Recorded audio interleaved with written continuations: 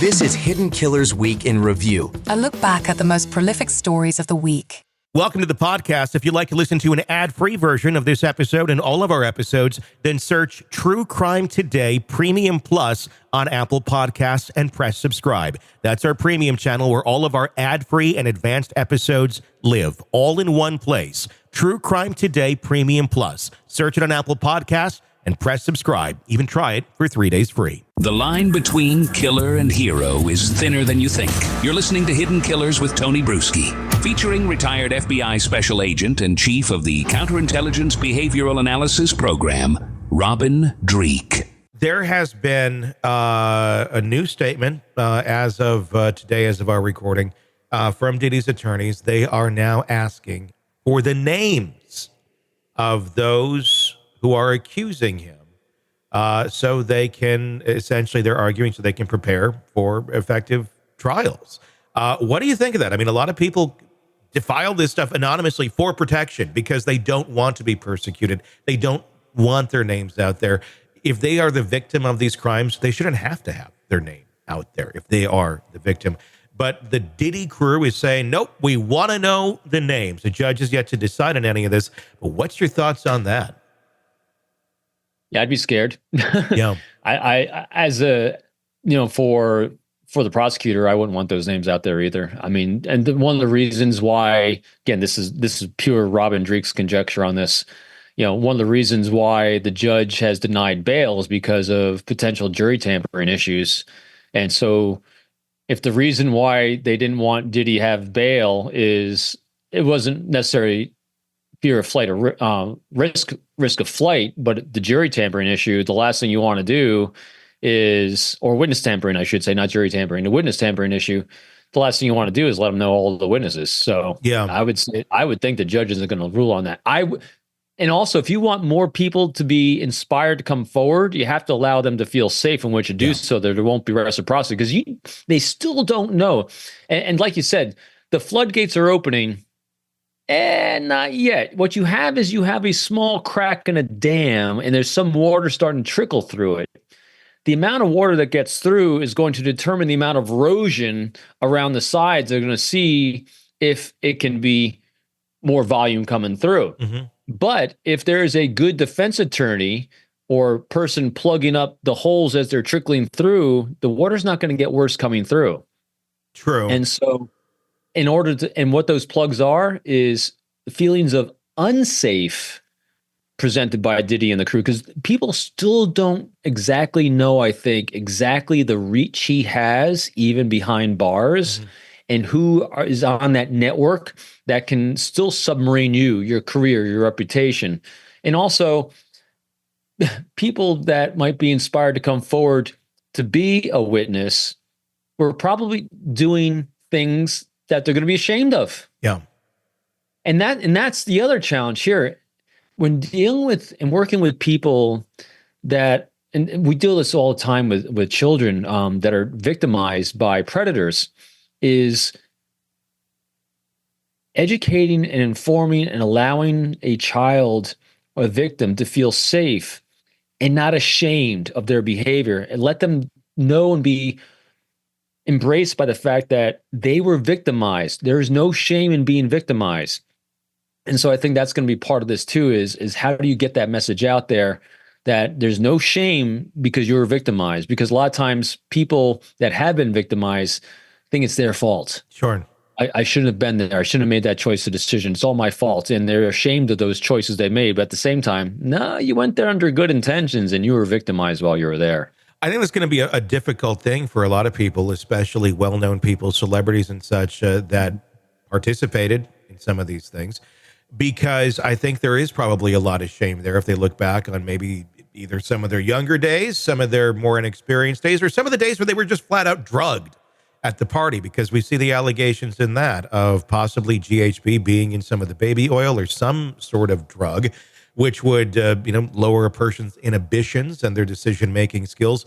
If one was at one of these parties thinking, oh, this is going to be some sort of sex thing and I'm into that, if that's what they're into. But if they're assuming it was all legal on the up and up, maybe didn't know where these people came from or that they were trafficked, if they did participate, if they were drugged, if they were under the influence, that's going to be a big content or a big point of shame for them to look back and go, oh my God, I can't believe I did that. I mean, it's like if you look back on a younger day when you drank too much or something, you did something stupid, not saying rape, but I'm just saying, we all have done dumb things. You have shame. And if something involved that, or not even rape, but just having consensual sex, but it turns out it ended up being with someone underage and you didn't know it, or it was a sex worker or something of that nature, there's going to be so much shame. And it's not so much just the shame that they don't want to harm their image and just the public perception of them, but I think it opens them up to lawsuits probably then from the sex workers, from whoever may have been there. And they don't want to open up themselves to that sort of liability, although at the same time, they may have also been a victim. I'm specifically speaking more so for some of the younger folks who are in the circle of Diddy. I was talking with Banfield the other night on News Nation. We were talking about this specifically. And I want to say this, there's been no accusations, no solid evidence, nothing about Justin Bieber being at any of these parties or that he was participating. But there's a lot of accusations that have floated out there. Let's just say theoretically he was at some of these parties. Incomplete theory. This is just conjecture. He was someone who was groomed by Diddy from the age of like 14 on up to think this was normal. This was life. And this is the guy you're looking up to as the leader in the industry. And he's bringing you into his parties and you were drugged too. And you end up participating in some of the stuff. Again, just conjecture, not any evidence behind any of that. That to me looks like someone who's also been victimized by Diddy, but then also possibly, depending on what happened, could end up victimizing others. We see this quite often with abuse victims. Again, not saying that's what happened, but let's just, for example, say that is something that happened, whether it be someone like a Bieber or somebody else who was young, impressionable, groomed, and then into that situation. That's a whole other dynamic. Yeah, it's a very accurate dynamic in how these things work. I mean, this is how cults work. Mm-hmm. When you have someone that indoctrinates you and gets you over that initial hurdle because you're groomed into thinking this is going to be normal behavior.